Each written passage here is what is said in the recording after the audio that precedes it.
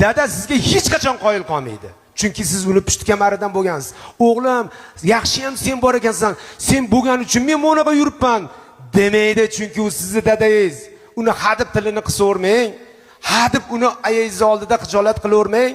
Nabaro dada, siz aytgan fikrdan keyin men ishim o'zgarib ketdi. Siz aytgan, siz hali bergan pulingiz barakali ekan, ko'payib ketgan, lekin uni sabab chiqib qo'yaylik. Dadani sabab chiqib qo'yaylik. Dada, agar siz bo'lmaganingizda o'sha ish bo'lmasdi deb dadangiz tili uzunroq bo'lib tursin. Ayingiz oldida, chunki sizning ham xotiningiz bor, bolalaringiz oldida tilingiz qisilmaslik kerak-ku. U dada bugun bor, ertaga yo'q, ertaga siz fil olib bersangiz ham qaytib kelmas ekan.